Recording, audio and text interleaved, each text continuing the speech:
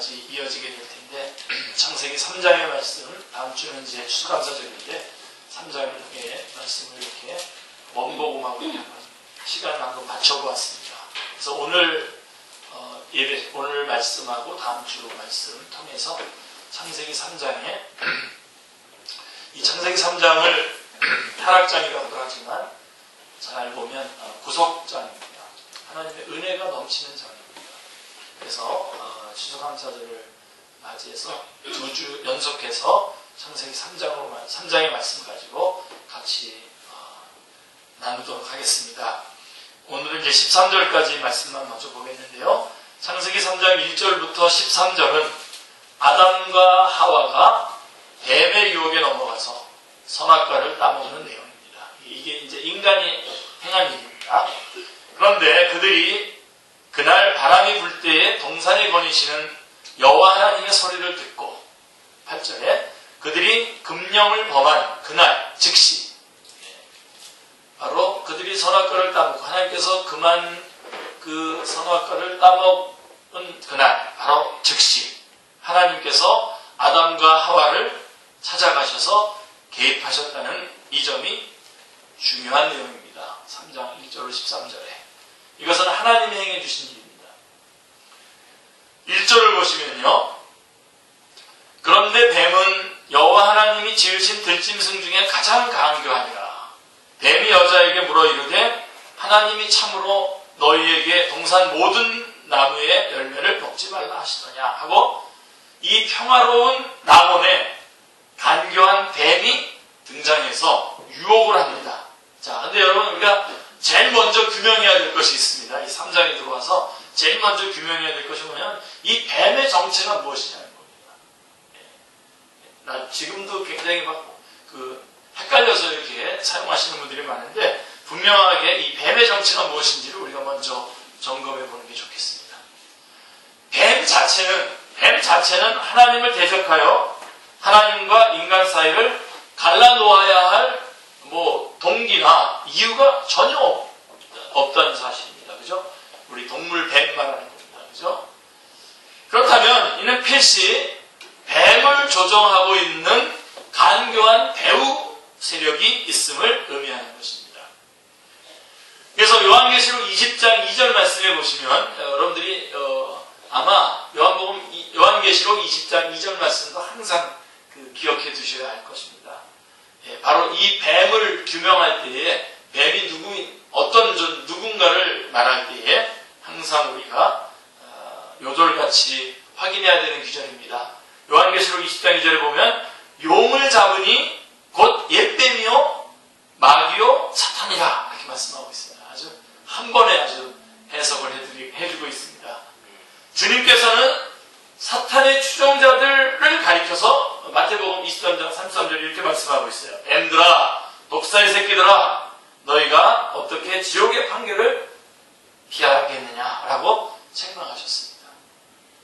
이걸 보건대 하와를 미혹한 것은 악의 권세자 사탄이었음을 알 수 있게 됩니다. 사탄은 결코 제 정체를 스스로 드러내지 않습니다. 이 부분도 아주 여러분 굉장히 중요한, 3장에서 굉장히 중요한데, 자, 그렇기 때문에 사탄은 자기의 정체를 스스로 드러내지 않습니다. 그렇기 때문에 사람들은 그 존재를 인정하려고 들지 않습니다. 마귀라는 말만 해도 거부감을 나타내면서 듣기 싫어합니다. 그 결과는 번번이 속아 넘어가게 되고 악용당하며 무참한 패배만이 있을 뿐입니다.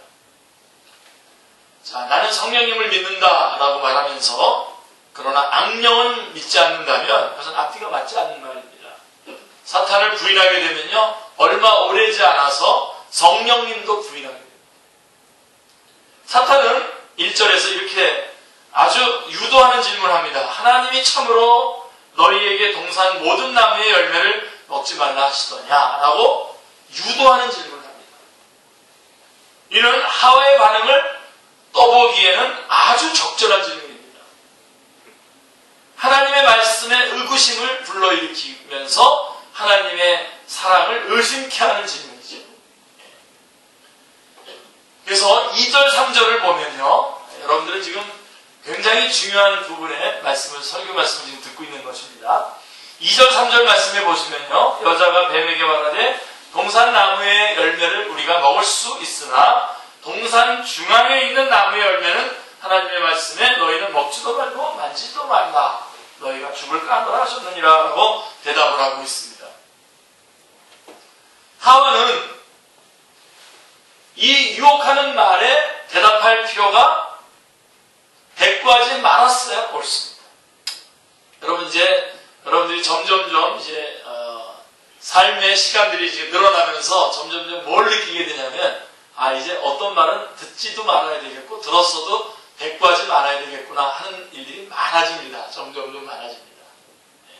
옛날에는 몰랐죠. 어렸을 때 모르고 그냥 정말 꼬마였을 때는 동네 아저씨가 불러도 다 대답하고 노래 한번 불러보라고 또 노래도 불러보고 그랬지만 이제 점점점 지나가면서 특별히 여러분 우리 그리스도인들 가운데서 바로 이 부분 오늘 이 사탄이 이 여자에게 물어봤던 이 질문 이런 질문에 대해서는 여러분 우리가 대답하지 말아야 돼요. 아니 이런 질문을 듣는 자리에 서지 않는 것이 좋습니다. 맨 처음부터. 그리고 들었다면 대답하지 말아야 됩니다. 그러면서 오히려 이렇게 말해야 되죠. 너 그렇게 묻는 의도가 뭐야? 하고선 세게 반발을 해야 됩니다. 반발을 해야 됩니다.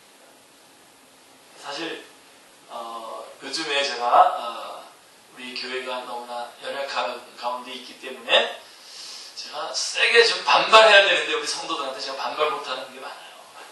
저를 보십시오. 여러분 가운데 제가 여러분에게 지금 강하게 반발하면서 뭔가를 물어봐야 되는데 안 물어보는 거죠.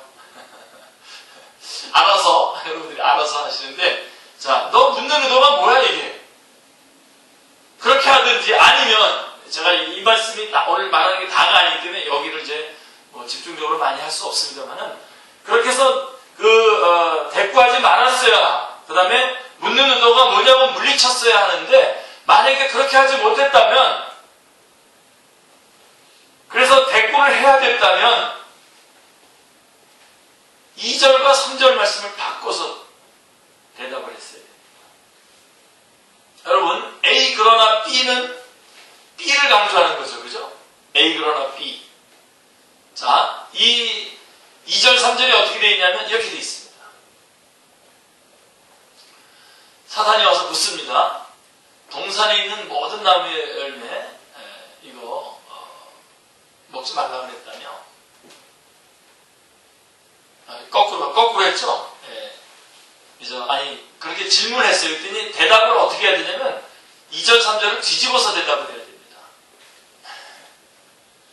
여러분 저를 좀 집중해 주십시오.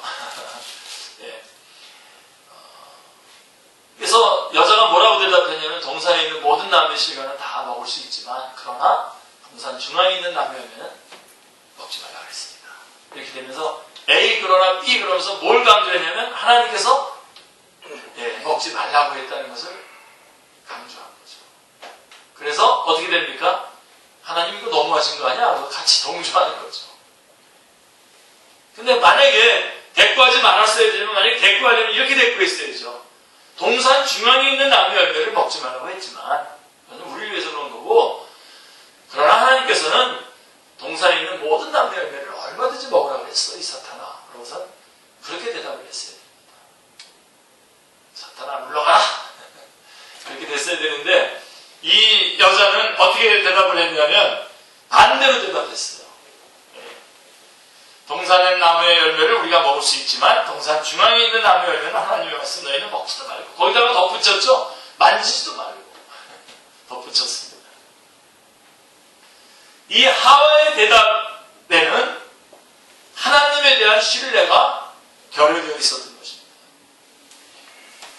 자 4절 5절에 보시면요. 뱀이 여자에게 이르되 너희가 결코 죽지 아니하리라. 너희가 그것을 먹는 날에는 너희 눈이 밝아져 하나님과 같이 되어 선악을 할 줄을 하나님이 아심이라 하고 하나님과 사이를 이간하는 거짓말이다. 이 점을 주님께서는 8장 44절, 요한복음 8장 44절에서요. 너희는 너희 아비 마귀에게서 났으니라고 말씀하십니다. 그러면서 그 마귀는 어떤 존재냐면 처음부터 살인한 자요, 진리가 그 속에 없으므로 진리에 서지 못하고 거짓을 말할 때마다 제 것으로 말하나니 이는 그가 거짓말장이요 거짓의 아비가 되었습니다 하고 말씀하셨습니다. 이는 오늘 말씀에 대한 좋은 해설이라고 여겨집니다. 마태복음 13장에도 가보시면요, 주님께서 말씀하신 좋은 씨와 가라지 비유가 나오는데요. 자, 25절에 보면, 마태복음 13장 25절에 보면, 사람들이 잘 때에 그 원수가 와서 곡식 가운데에 가라지를 덧뿌리고 갔더니 라고 말씀하고 있습니다. 원수는요, 이럴 때 일합니다. 이렇게 사람들이 잘 때 그 짓을 합니다. 그래서 예배 때 조는 사람한테 이 얘기 하는데 가끔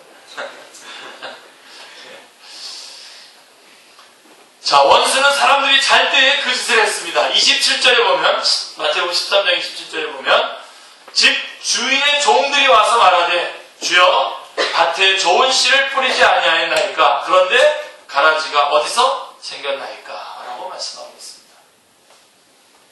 사람들은 가라지를 뿌린 자가 누구의 소행인지를 모르고 있었습니다. 그런데 주님께서 뭐라고 얘기했죠? 딱 집어서 얘기해 줍니다. 가라지를 뿌린 원수는 마귀요. 우선 39절에 분명하게 말씀해 주고 있습니다. 로마서 7장 11절에서는 죄가 기회를 타서 계명으로 말미암아 나를 속이고 그것으로 나를 죽였는지라 라고 말씀하고 있습니다. 여러분 여기서 보면 특별히 로마서 7장 같은 데 보면 이 죄라고 하는 것이 의인화되고 있죠. 죄. 죄가 의인화될 때는 사탄을 말하는 겁니다. 그러니까 사탄은 첫째로 허시탐탐 그런 틈을 엿보는 자라고 하는 사실입니다. 항상 우리를 걸려넘어뜨리기 위해서 기회를 엿보고 있는 그런 자라고 하는 사실을 여러분들이 기억하셔야 됩니다. 그리고 두 번째로 계명으로 말미암아 나를 속이는 자라고 말씀하고 있습니다. 계명으로 말미암아 나를 속이는 자라고 말씀하고 있습니다. 사탄입니다. 자, 이제 아주 중요한 얘기를 또 여기서 이제 진행을 해야 될 텐데, 하나님의 형상으로 지음받은 왕같은 제사장을 넘어뜨리려고 기회를 엿보고 있었던 사탄은 어떤 찬스를 얻었죠? 자, 사탄은 자기가 안 드러냅니다. 그런데 지금 하나님과 그의 지은 자들을 공격을 해야 되는데, 그래서 계속해서 틈을 보고 있었어요. 근데 뭐라고 되어 있냐면 7장 11, 로마서 7장 11절에 계명으로 말미암아 나를 속이고 그것을 나를 죽였는지라 이렇게 말씀하고 있습니다. 자, 이렇게 틈을 보고 있던 사탄에게 기회가 왔죠. 창세기 2장 17절에 기회가 온 겁니다. 뭐라고 그랬죠? 선악을 알게 하는 나무의 열매는 먹지 말라. 내가 먹는 날에는 반드시 죽으리라. 라고 이렇게 말씀을 하자, 됐다! 이것으로 유혹하자. 라고 한 것입니다. 하나님께서 율법을 주셨을 때도 계명으로 말미암아 나를 죽였는지라, 즉 강교한 사탄은 율법을 악용해서 정죄하고 결박을 했다는 것입니다. 하나님이 주신 법, 하나님이 주신 율법을 악용해서 사람을 무너뜨리려고 했다는 것입니다. 사탄은 하나님의 율법마저 악용할 만큼 강교한 자입니다. 그래서 고린도전서 15장 56절에는 이렇게 말씀하죠. 사망이 쏘는 것은 죄요, 죄의 권능은 율법이라 라고 말씀하는 것입니다. 자, 여러분, 그렇다면 하나님은 사탄이 계명을 이처럼 악용할 것을 모르고 주셨단 말입니까? 창세기 2장 17절의 말씀은 하나님께서 실수하신 겁니까? 사탄이 이 계명을 가지고 사람을 유혹하고 넘어뜨리려고 할 건데 그런 줄도 모르고 계명을 주셨단 말입니까? 그렇지 않죠. 그렇지 않습니다. 오히려 사탄을, 이것으로 인해서 하나님께서는 사탄을, 그 정체를 드러내게 하셨습니다. 드러내게 하셨습니다. 이게 움직이긴 움직이는데 그 정체가 안 드러나니까 얼마나 어렵습니까? 그런데 바로 이 일로 인해서 사탄이 자기의 정체를 드러냅니다. 그러니까 이 계명을 통해서 사탄이 인간을 유혹할 수 있는 근거도 되지만 사탄은 자기의 정체가 드러난다는 것도 그것도 우리에게 중요한 거죠. 그러니까 사탄은 옳구나. 이 계명을 가지고 내가 사람들을 유혹하고 사람들을 무너뜨려야 되겠구나 라고 하는 것까지 잘했는데 한수 못 본 거죠. 그로 인해서 뭐가 드러납니까? 자기의 정체가 드러나게 되는 거죠. 그의 전략이 드러나게 되고 그가 한 짓이 뭔지를 알게 되는 거지 않습니까? 지금 사탄은 그러니까 잘 한 것 같지만 완패를 당하는 그래서 바로 창세기 3장 15절에서 하나님의 그 지엄한 선언을 받게 되지 않습니까? 여자의 후손이 뱀의 머리를 상하게 할 것이다. 자, 그래서 어쨌든 하나님은 이런 율법을 통해서 오직 죄가 죄로 드러나기 위하여, 즉 사탄이 스스로 정체를 드러내지 않기 때문에 율법을 통해서 그 정체를 드러내게 하여서 사람들로 하여금 자신의 죄를 발견하게 하여서 예수 그리스도께로 돌아오게 하기 위해서 율법을 주셨다는 말씀입니다. 할렐루야. 하나님의 이 지혜로우심을 우리가 보게 됩니다. 하나님은 이로 인해서 사탄의 정체를 드러내신 것입니다. 사도 바울은 우리의 씨름은 혈과 육을 상대하는 것이 아니요 통치자들과 권세들과 이 어둠의 세상 주관자들과 하늘에 있는 악한 영들을 상대함이라 라고 말씀하고 있습니다. 창세기 3장 6절을 보십시오. 여자가 그 나무를 본즉 먹음직도 하고 보암직도 하고 지혜롭게 할 만큼 탐스럽기도 한 나무인지라 여자가 그 열매를 따먹고 자기와 함께 있는 남편에게도 주매 그도 먹은지라. 사탄이 유혹하기 전에는 이 금단의 열매는 다른 열매와 별 차이가 없었을 겁니다. 뭐 그냥 여러 나무 중에 하나로 여겼고 그랬을 텐데 사탄이 이 나무를 가지고 이제 유혹을 하게 된 거죠.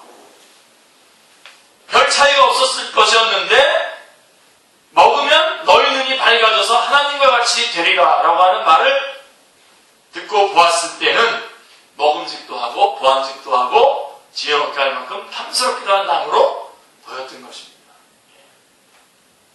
이 눈 조심해야 돼요. 여러분의 마음에 따라서 이 눈이 보는 거가 달라집니다. 자, 이 점을 사도 바울은 로마서 7장 8절에서 이렇게 말씀하고 있습니다. 그러나 죄가 기회를 타서 계명으로 말미암아 내 속에서 온갖 탐심을 이루었나니 라고 말씀하고 있습니다. 하지 말라 하면 하고 싶죠.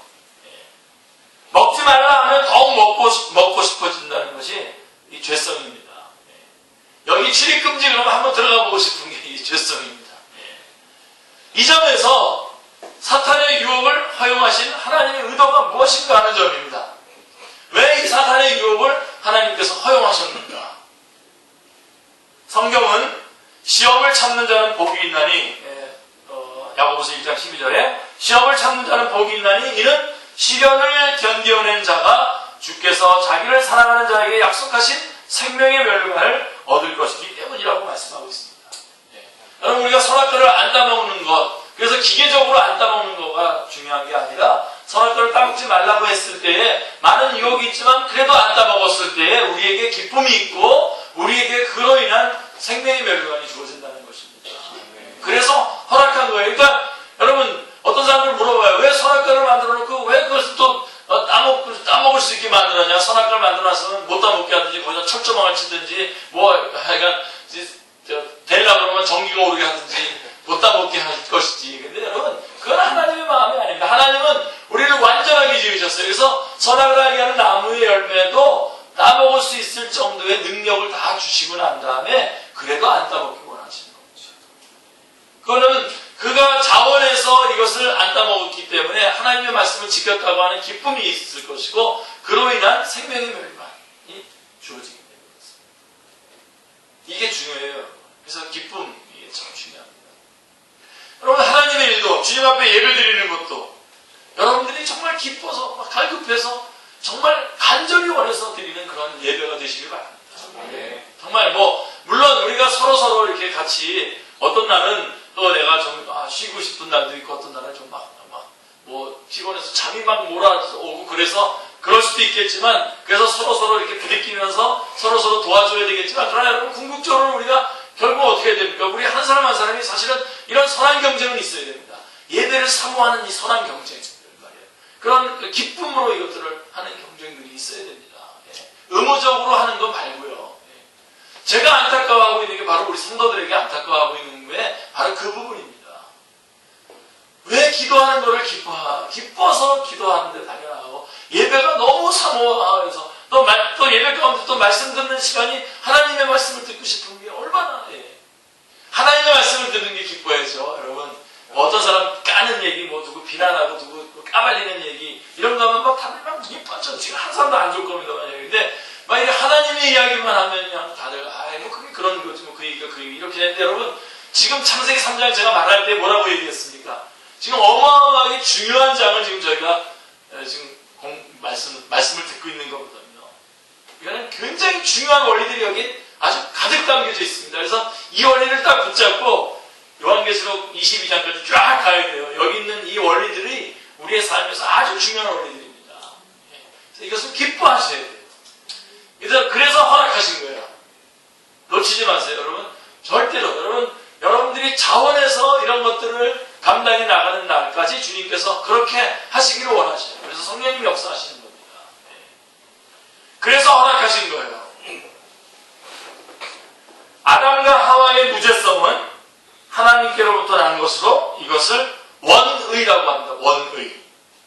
자, 이제 아담과 하와의 의와 믿음은 어떻게 반응할 것인가? 시험을 당하고 있는 것입니다. 아담과 하와는 하나님의 말씀을 믿을 것인가? 아니면 뱀의 말을 믿을 것인가에 시험을 거쳐서 하나님께 대한 믿음을 입증할 것인가? 아니면 배신할 것인가? 하는 갈등과 선택의 기로에 놓이게 된 것입니다. 그것은 행위 이전에 믿음과 신뢰의 문제임을 기억하시기 바랍니다. 결국 아담과 하와는 뱀의 말을 믿었습니다. 결국은 뱀의 말을 믿었습니다. 그것은 하나님의 인격과 사랑에 대한 배신이었던 것입니다. 하나님의 언약을 속박으로 여기고 끊어버린 것입니다. 7절을 보면 이제 이에 그들의 눈이 밝아졌다 했습니다. 이에 그들의 눈이 밝아져 자기들이 벗은 줄을 알고 무화과 나무 잎을 엮어 치마로 삼았더라고 말씀하고 있습니다. 그 결과 그들이 어떻게 했습니까? 악의 눈을 뜨게 됐습니다. 악의 눈을 뜨게 되었습니다. 그들은 로마서 16장 19절에서 선한 데 지혜롭고 악한 데 밀어나기를 원하노라 라고 하는 이 말씀의 정반대의 상태가 됩니다. 오히려 악한 데 지혜롭고 선한 데 밀어내지는 그런 결과를 가져오게 된 것입니다. 이게 속지 마셔야 돼요. 사탄은 거짓말쟁이거든요. 거짓말을 어떻게 한다고요? 두 종류로 한다. 두 가지로. 처음에는 유혹을 해요. 유혹으로 거짓말하고 유혹에 넘어가면 그 다음에 비난으로 거짓말을. 그게 전략이에요, 사탄이. 그게 사탄의 전략이에요. 그래서 여러분, 다시 한번 여러분 분명히 강조하는 것은 하나님의 말씀을 여러분들이 깊게 보셔야 됩니다. 하나님의 말씀을 깊게. 하나님의 말씀을 정확하게 깊게 숙지하고 그 말씀을 여러분들이 주장하셔야 돼요. 주장하셔야 돼요.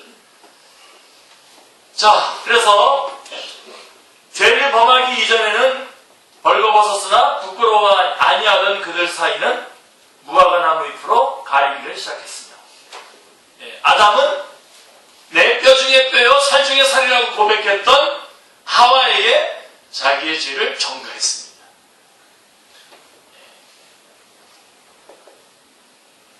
물론 여기서 남편의 역할, 아내의 역할 이런 걸 얘기하고 싶지 않습니다.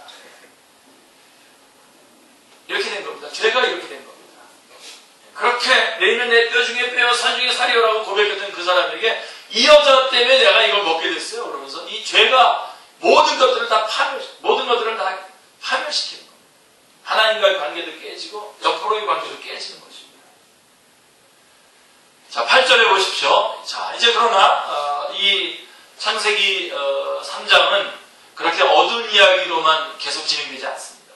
8절에 보시면 놀라운 갑자기 이런 찬송이 나오죠. 할렐루야 이게 나옵니다. 네, 참 암담한 상황이죠 지금. 하나님께서 먹지 말라고 금했던 선악을 알게 하는 나무 열매를 먹고 이제 그것 때문에 원치 않는 악의 눈이 뜨게 되고 그 다음에 옆에 있었던 사랑하는 자로 미워지게 되고 하나님도 두려워지는 이 시간, 아주 암담한 시간에 8절에 보시면 그들이 그날 바람이 불 때에 동산에 거니시는 여호와 하나님의 소리를 듣고 아담과 그의 아내가 여호와 하나님의 낯을 피하여 동산 나무에 숨은지라. 자, 이 점에서 중요한 요점은 이제 죄를 범한 아담과 하와가 하나님을 찾은 것이 아니라는 겁니다. 그러니까 맨 처음부터 여러분 우리는 우리의 공로를 우리의 것들을 내세울 만한 것이 아무것도 없습니다. 하나님께서 아주 완전하게 온전하게 이루어놓으신 세계 속에서 하나님만 찬양해도 너무나 당연한 그 시간에 범죄했고요. 그리고 범죄하고 난 다음에도 제가 지난주에 말씀드렸죠. 이 제자들이 얼마 전에 말씀드렸죠. 산알에서 실패했어도 잘한 게 하나 있었다 그랬죠. 예수님 앞에 찾아가서 우리는 왜 못 고쳤습니까? 하고 물어본 거는 잘했다 그랬잖아요. 근데 지금 이렇게 범죄하고 난 다음에 하나님을 찾아가야 될 거 아닙니까? 근데 그렇게 하지 않았어요. 누가? 하나님께서 오히려 찾아오셨어요. 죄를 범한 아담과 하와가 하나님을 찾은 것이 아니라 하나님께서 아담과 하와를 찾아가셨다는 점입니다. 그리고 여호와 하나님이 아담을 부르시며 그에게 이르시되 내가 어디 있느냐 9절에 부르셨다는 것입니다. 하나님께서 그것도 하나님을 배신한 바로 그날 해가 지기 전에 하나님이 찾아오셔서 아담을 부르셨다는 겁니다. 창세기 3장이 타락장입니까? 구속장입니까? 이걸 보십시오. 인간이 타락했지만 하나님께서는 바로 그날 해가 지기 전에 찾아오셔서 아담아 하고서 부르셨단 말입니다.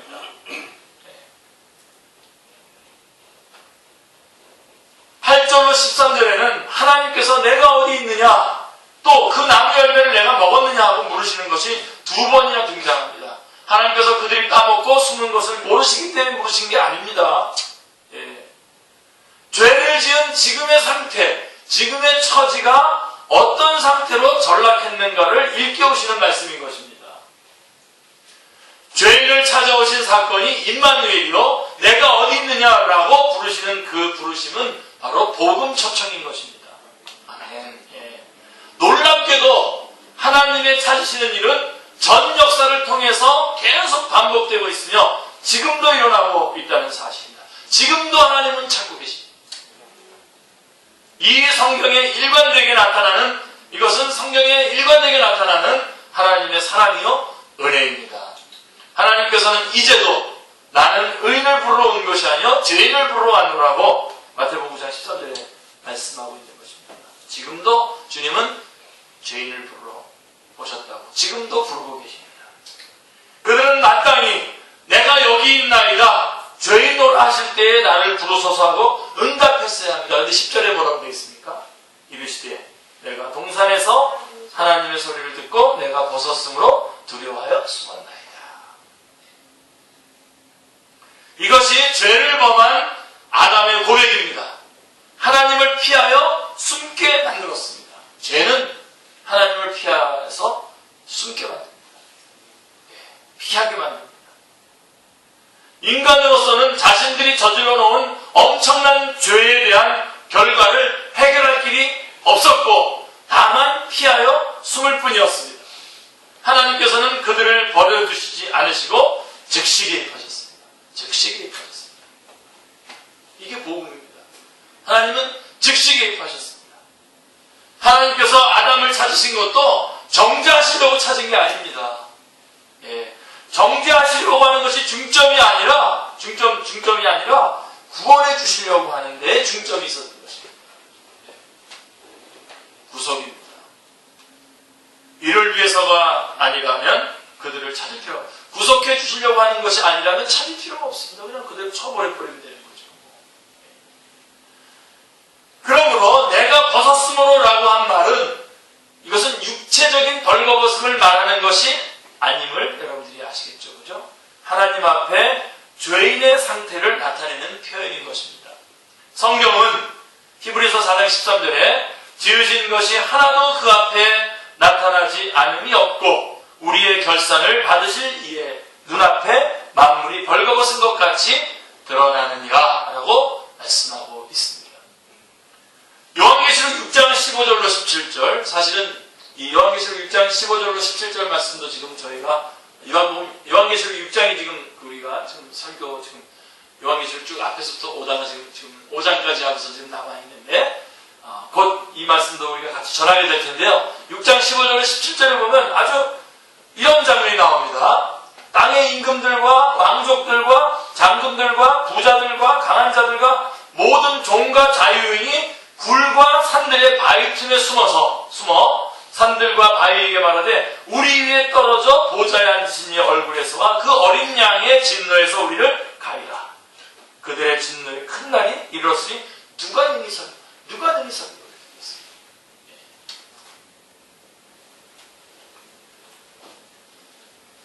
이게 죄를 지은 사람들의 상태인 것입니다.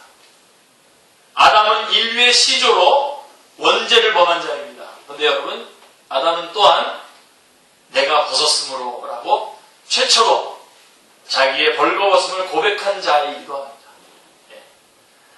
4장에 보면 가인이 동생을 죽이죠. 그래서 물어봤어요. 하나님께서 내 아우 아벨이 어디 있느냐 하고 물으니까 9절에 이렇게 말합니다. 4장 9절에 보면 내가 알지 못하나이다. 내가 내 아우를 지키는 자니까 하고 뻔뻔스럽게 거짓말을 했던 것입니다. 그렇다면 사탄이 아담과 하와를 유혹해서 타락시킨 목적이 어디 있는가 하는 점입니다. 자, 이제 우리가 어디까지 지금 일단은 점검했냐면 내가 벗었으므로 라고 이렇게 숨었나이다 하면서 자기의 벗은 것을 최초로 고백한 자로서 아담이 나왔는데, 자, 그러면 사탄이 아담과 하와를 유혹시킨, 그래서 타락시킨 목적이 뭡니까? 이게 바로 이제 이런 것들을 우리가 찾아내야 된다. 우리는 자꾸만 이 성경 앞에서, 하나님 말씀 앞에서 나 자신의 지금 처해 있는 현재의 나의 모습, 내가 처한 상황으로부터 시작해서 말씀을 보려고 하면 자꾸만 보려고 하는 그런 유혹이 있습니다. 그래서 그렇게 한다면 결국은 하나님 말씀이 받으려고 하는 그 원래의 모습을 놓치게 되는데, 바로 이런 부분입니다. 자, 왜 아담과 하와를 유혹해서 타락시키려고 했는가? 그것은 하나님의 형상대로 지음받아서 만물을 다스릴 권세를 가진 인간을 자기의 종으로 삼음으로써 그 지배권을 빼앗고 하나님의 나라를 파괴해서 하나님의 영광을 찬탈하기 위해서 그런 것입니다. 그래서 여러분, 사탄과의 영적인 대결에 아주 궁극적인 영적인 대결의 궁극적인 그 지점은 뭐냐면요, 영광 대결입니다. 실제적으로 진리 대결, 능력 대결, 어떤 신분 대결, 이런 대결들을 싸우지만 많은 점수들이 나오겠지만 마지막 궁극적으로 체킹되는 점수는 뭐냐면 하나님께 영광이 돌아갔으면 승리한 겁니다. 하나님께 영광이 돌아가지 않았으면 승리하지 못합니다. 영광 대결인데 사탄은 결국은 하나님의 영광을 갈취하려고 합니다. 사탄은 원래부터 하나님의 영광을 수반하던 자였어요. 루시퍼라고 하는 세계 큰 천사장이 있었지 않습니까? 우리에게 알려져 있는, 성경에서 알려져 있는.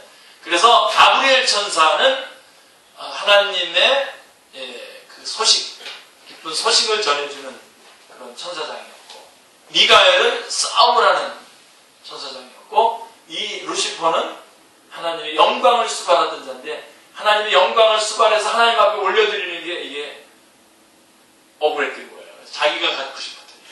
그게 이제 이사야서 7장에 두로왕이라고 하는 말도 표현되고 여러 가지로 표현됩니다. 바로 하나님께 돌아가야 될 영광을 갈취하기 위해서 아담과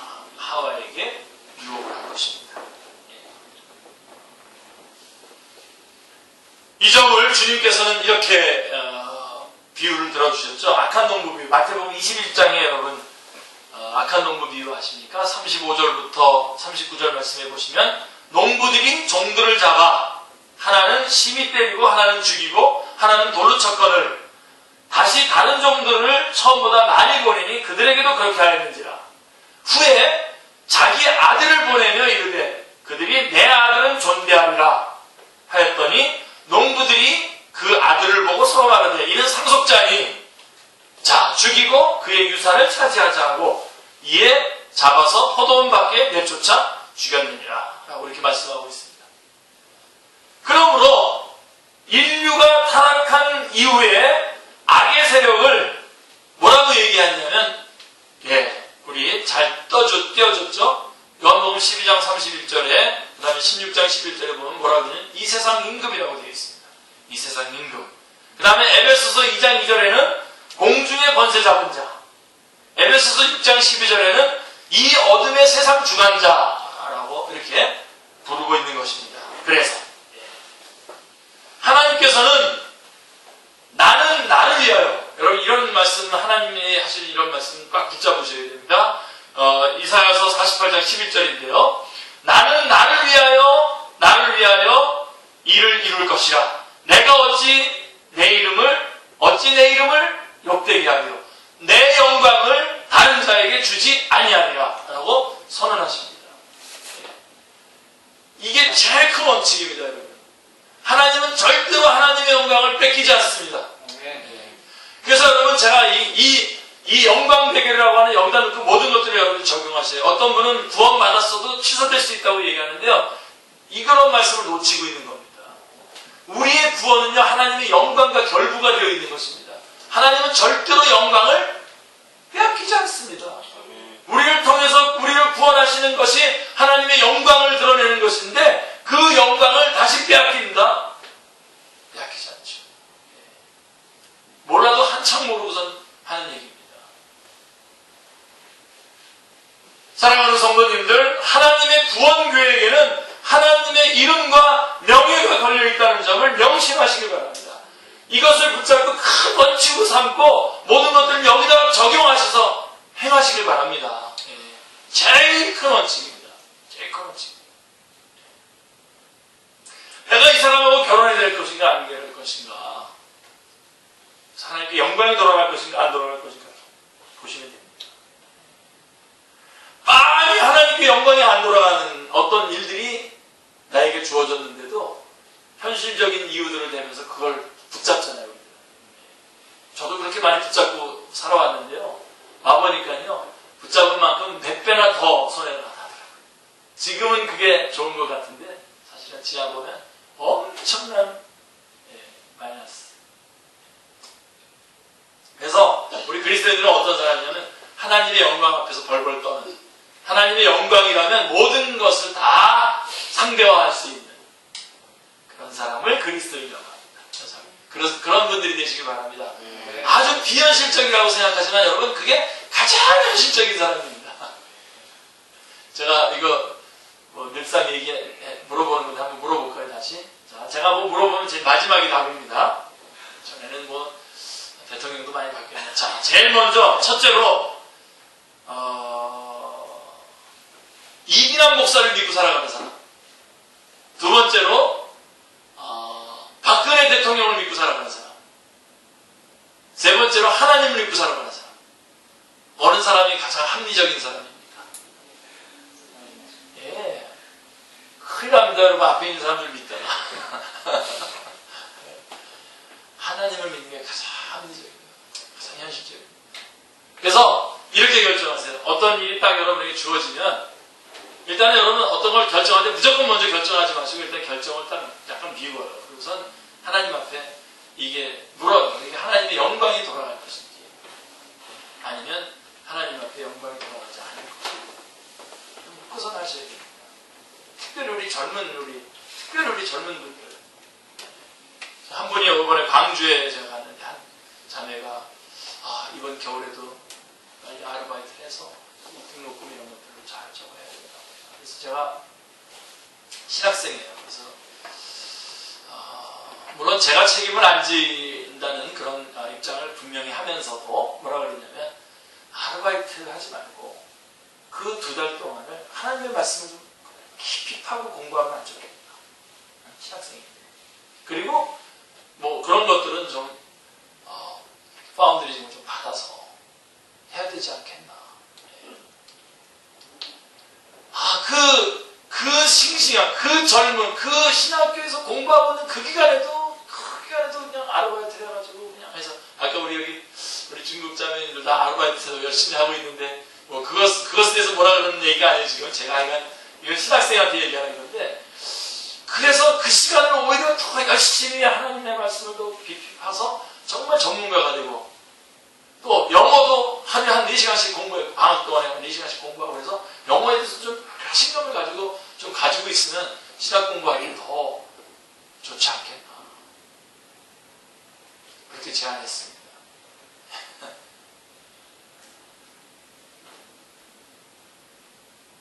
믿으세요. 하나님을 좀 믿으세요.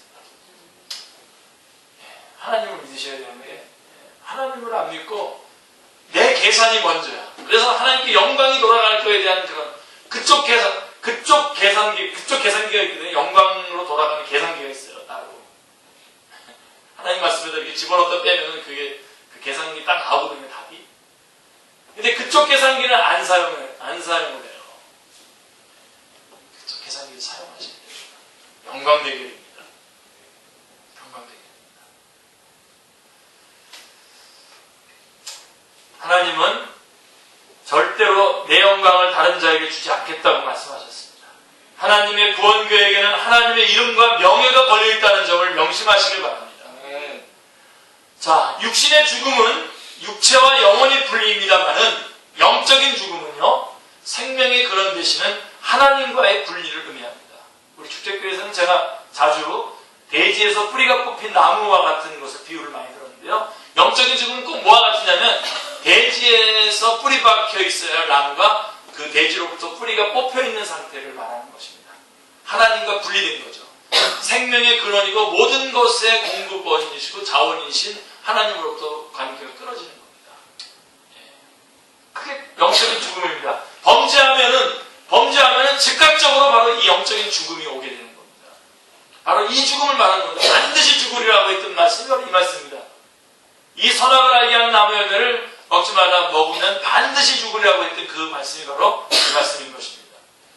하나님과의 관계에 있어서도 인격적인 교제의 대상이 아니라 두려움의 대상이 되어버리고요. 피하여 숨게 됩니다. 이것은 인간 상호가 아니라 하나님과의 관계에 있어서 교제가 불화하게 되었음을 의미하는 것입니다. 하나님과 맺었던 사랑의 언약은 파괴되고 마치 이혼당하듯 하나님과 분리되게 된 것, 이것이 곧 죽음이었던 것입니다. 어떤 것들이 진행이 되다가 파원이 돼서 깨져버렸을 때 오는 그 아픔과 고통과 그 부작용과 그 부조리하는 것들이 얼마나 많습니까? 자, 그래서 이 점을 구속사라고 하는 맥락에서 보면, 첫째, 하나님과 아담의 관계가 남편과 아내와 같은 사랑의 관계였고, 나중에 보면 또 이스라엘을 선민으로 택하셔서 남편과 아내와 같은 언약의 관계를 맺으셨습니다. 그런데 바로 이 3장에서 자, 그래서 내가 그런데 에레미야 31장 32절에 보시면 내가 그들의 남편이 되었어도 그들이 내 언약을 깨뜨렸습니다 라고 말씀하고 파괴가 됐다는 겁니다. 이혼 상태가 된 겁니다. 그렇다면 하나님께서는 이것을 단념하셨습니까? 아니죠. 내가 내게 장가들어, 호세아서에 보면 내가 내게 2장 19절로 20절에 보면 내가 내게 장가들어 영원히 살되 공의와 정의와 은총과 긍휼히 여김으로 내게 장가들며 진실함으로 내게 장가들리니 내가 여호와를 알리라 하시는 만극하신 말씀을 듣게 됩니다. 이것이 어떻게 가능하신단 말입니까? 예수 그리스도께서 담당하신 십자가에는 공의와 정의와 은총과 긍휼의 여김, 즉 하나님의 공의와 사랑이 동시에 나타나는 것입니다. 바로 그게 호세아서에서의 메시지인 겁니다. 11장 2절 3절에서 이렇게 말씀합니다. 내가 하나님의 열심으로 너희를 위하여 열심을 내노니 내가 너희를 정결한 처녀로 한 남편인 그리스도께 드리려고 중매함이로다. 그러나 나는 뱀이 그 간계로 하와를 미혹한 것 같이 너희 마음이 그리스도를 향하는 진실함과 깨끗함에서 떠나 부패할까 두려워하노라 라고 한 것입니다. 예, 여기까지가 1장 3장 1절부터 13절까지의 그 내용입니다. 그런데 한 가지만 더 살펴보고 오늘 말씀을 마치려고 합니다. 창세기 3장과 욥기서 1장의 구도를 좀 같이 한번 정리해 보도록 하겠습니다. 네, 우리 얼마 전에 제가 공부 강의를 할 때 우리 지수 형제가 욥기에 대한 질문을 했었기 때문에 좀 이 부분을 같이 넣어서 정리를 한번 하면 좋을 것 같습니다. 나중에도 여러분들 이 부분을 정리해 주는 게 좋죠. 자, 그러면 욥기 1장 8절에 보시면요. 창세기 3장하고 욥기 1장의 그 구도를 제가 말씀을 드리려고 하는 겁니다. 자, 욥기 1장 8절에 여호와께서 사탄에게 이르되 내가 내 종 욥을 주의하여 보았느냐 그와 같이 온전하고 정직하여 하나님을 경외하며 악에서 떠난 자는 세상에 없느니라 하고 하나님께서 사탄에게 욥을 자랑하는 장면이 나오죠. 그죠? 사탄은 욥이 어찌 까닭 없이 하나님을 경외하리까? 주께서 그와 그의 집과 그의 모든 소유물을 울타리로 두르심 때문에 아니니까. 주께서 그의 손으로 하는 바를 복되게 하사 그의 소유물이 땅에 넘치게 하셨음이니이다. 이제 주의 손을 펴서 그의 모든 소유를 치소서. 그리하시면 틀림없이 주를 향하여 욕하지 않겠나이까? 하고 욥기 1장 9절 10절에서 사단이 제안을 합니다. 자, 이래서 욥이 아주 극한적인 시험을, 그것도 파상적인 시험을 당하게 됩니다. 하나님께서 욥을 자랑했어요. 그랬다가 이 사탄으로 하여금 이제 욥을 시험할 수 있도록 허락을 하게 됩니다. 그래서 욥이 아주 엄청난 고난을 당합니다.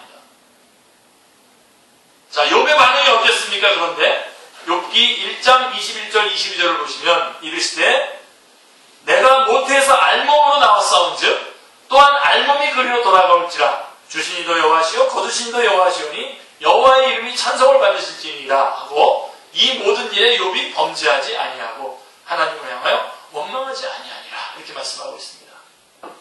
자, 그러면 하나님께서 욥을 자랑하신 의도가 무엇입니까? 자, 이 부분이 핵심이에요. 자, 창세기 3장에서 아담과 하와가 선악을 하게 하는 나무의 열매를 따먹었는데요. 지금 하나님께서는 같은 시대입니다. 같은 시대, 창세기 시대에, 욥기는 창세기 시대인데 족장 시대 때로 우리가 여기 번제를 드린 걸 보면서 우리가 알 수 있는데, 자, 이 점에서 욥이 사탄의 말대로 하나님을 원망하고 욕을 했다면 어떻게 됐겠습니까? 네? 사탄의 제안대로 정말 모든 것들을 다 거두어 갔더니 하나님을 향해서 욕을 했다면 어떻게 됐겠습니까? 네. 그런데 욕하지 않았고 어떻게 했습니까? 네. 다 주신 자도 여호와시고 가져가신 자도 여호와시다. 그러나 하나님의 이름을 다시 찬양했어요. 그런데 자, 사탄의 말대로 하나님을 원망하고 욕을 한 사람이 있었어요. 그게 어디서 일어나는 사건입니까? 창세기 3장에서 아담과 하와가 바로 그 사람입니다. 바로 그 구도예요. 그러니까 욥기에 이 하나님이 자랑하신 거는 이 아담과 하와로부터 아담과 하와가 하나님의 영광을 드러내지 못하고 하나님의 이름을 신취시킨 것을 하나님의 이름을 회복하고 싶었던 거예요. 욥은 창세기의 사람입니다. 욥 자신이 번제를 드렸다는 한 가지 사실만으로도 우리가 알 수 있는데요. 아담과 하와가 하나님을 불신하고 사탄의 말을 추정했을 때 그리하여 죄가 세상에 들어오고 죄로 말미암아 사망과 저주가 임하게 되었을 때에 하나님의 이름이 더러워졌다고 말씀합니다. 하나님께서는 이것을 회복시켜 주기를 기대하셨던 것입니다. 그러나 욥도 자, 결국은 이렇게 해서 하나님을 저주하지 않았지만, 그러나 욥도 3장에 가보면, 욥기 3장에 가보면 그 후에 욥이 입을 열어 자기의 생일을 저주하니라. 욥이 입을 열어 이르되 내가 난 날이 멸망하였더라면 사내 아이를 배웠다 하던 그 밤도 그러하였더라면 하고 생일을 저주하는 것을 대하게 됩니다. 결국은 욥도 온전하게 하나님의 명예를 회복시키지 못한 거죠. 결국 누가 회복할 수, 사람으로서는 이 하나님의 영광, 하나님의 이름을 회복할 수 있는 사람이 한 사람도 없음을 다시 한번 보게 되는 것입니다. 그리고서는 그래서 여러분 이사야서 59장 16절에 보시면 이런 말씀이 있어요. 사람이 없음을 보시며 중재자가 없음을 이상히 여기셨으므로 자기 팔로 스스로 구원을 베푸시며 자기의 공의를 스스로 의지하사. 그래서 행하신 사건이 뭡니까? 임마누엘 사건인 것입니다. 하나님께서 직접 오신 겁니다. 그래서 성령이 곧 예수를 광야로 몰아내신지라 광야에서 40일을 계시면서 처음 예수님이 이 땅에 오셔서 제일 처음 한 일이 뭐냐면 광야에서 시험받는 겁니다. 그래서 이번에는 어떻게 했죠? 자, 처음에 시험받았던 아담 하와는 실패했고요. 그리고 욥은 그래서 이것을 회복시키는 듯 했지만 결국은 또 그가 인간이라고 하는 모습을 드러냈습니다. 그래서 주님은 광야에 시험을 받으러 나가셔서 시험을 다 이기시고 끝까지 십자가 지시고 결국은 끝까지 하나님 앞에 모든 영광을 다 올려드리게 된 것이죠. 그게 마가복음 1장 12절 13절 성령이 곧 예수를 광야로 몰아내신지라 광야에서 40일을 계시면서 사탄에게 시험을 받으시며 즉 예수 그리스도께서는 첫사람 아담이 실패한 현장에서 이것을 회복하시는 것으로 공생애를 시작했던 것입니다. 하나님의 구원 계획에는 다시 말씀드립니다. 하나님의 구원 계획에는 하나님의 이름과 영예가 걸려있다는 점을 인식하는 것은 중요한 요점입니다. 우리의 신앙에 있어서도 우리의 신앙을 견고하게 하는 데 있어서도 굉장히 중요한 말씀입니다. 흔들리지 않고 붙잡을 수 있는 말입니다. 저에게 상담하시는 분이 있어요. 지금 내가 구원받았지만 정말 구원받은 게 확실한지 정말 의심이 가고 두렵다는 겁니다. 그래서 잘 말씀을 드려서 그렇죠. 제가 정말 구원받은 사람 맞죠. 그런데 또 이제 인터넷에 보니까 성령 해방을 하면은 이거 참 받지 못한다는데 하셔. 근데 왜 그런 글을 보는지 모르겠어요. 오히려 그렇게 마음이 어렵고 그럴 때는 좀 구원의 말씀, 확신의 말씀 말이에요. 요한복음 10장 같은 그런 데 말씀들을 보면 좋을 텐데 성령 해방죄 또 그런 것들을 막 또 검색하면서 보다가 내가 정말 구원받지 못했나 보네요. 하고서 또 그러더라고요. 그래서 변한 게 하나도 없습니다. 여전히 주님은 구원한 게 맞습니다. 그리고 지금 여러분 아예 구원받지 않은 사람은요 이것 때문에 고민도 안 합니다. 구원 받았으니까 감각이 있으니까 지금 고민하는 거 아니에요. 네? 그러니까 여러분 사탄이 얼마나 아주 교묘한 것이죠. 구원받지 못하게 하다가 구원을 받게 되면 구원받지 못한 사람처럼 저렇게 살아가게 만든다니까요. 아닙니다. 우리의 구원에는 하나님의 명예가 걸려있다는 사실을 여러분들이 절대로 놓치지 마시기 바랍니다. 하나님의 영광과 하나님의 명예 때문에라도 우리를 절대로 놓지 않으십니다. 그리고 우리를 사랑하실 때 끝까지 사랑하신다고 요한복음 3장 13장 1절에 말씀하고 있고 요한복음 10장에는 우리 하늘 아버지를 많이보다 크시네 아버지의 손에서 빼앗을 자가 없다고 말씀하고 있습니다. 할렐루야. 절대로 놓치지 않습니다. 지금 사실은 그 부분을 강조하는 게 아니라 지금 이 부분은 그래서 결국은 예수 그리스도께서 인간으로는 자력으로는 구원받을 수 없고 결국은 예수 그리스도께서 오셔서 이 하나님의 영광을 다시 회복시키셨다는 겁니다. 하나님은 창세기 3장 11절에서 누가 너의 벗었음을 내게 알렸느냐? 내가 내게 먹지 말라 명한 그 나무 열매를 내가 먹었느냐라고 말씀하십니다. 성경에는 하나님 편에서 물으시는 말씀이 종종 등장하는데요. 이는 모르시기 때문에가 아니라 자신을 돌아보게 하는 말씀인 것입니다. 아담은 하와는 뱀에게 책임을 전가시켰습니다. 로마서 5장 12절이 기억나죠? 한 사람으로 말미암아 죄가 세상에 들어오고 죄로 말미암아 사망이 들어왔다니. 사랑하는 성도님들, 성경은 문제에 대한 해답입니다. 그러면 문제에 대한 해답이 어떻게 주어졌습니까? 범죄한 인간에게 창세기 3장 9절. 이거는 다 나열하고 한번 보십시다. 창세기 3장 9절. 하나님께서 찾아오셨죠. 그리고 창세기 3장 15절. 이제 다음 주에 우리가 하겠습니다만은 창세기 3장 9절에 여호와 하나님이 3장 9절 다시요. 하나님께서 직접 찾아오셨고요. 그 다음에 3장 15절에는 어떻게 했습니까? 3장 9절 여호와 하나님이 아담을 부르시며 그에게 이르시되 내가 어디 있느냐. 제가 아까 말씀드렸을 때 뭘 강조했죠? 언제 찾아오신 겁니까? 범죄하자마자 즉시 해도 지기 전에 즉시 찾아오셨습니다. 그리고 창세기 3장 15절에 어떻게 했습니까? 원복음을 주셨죠.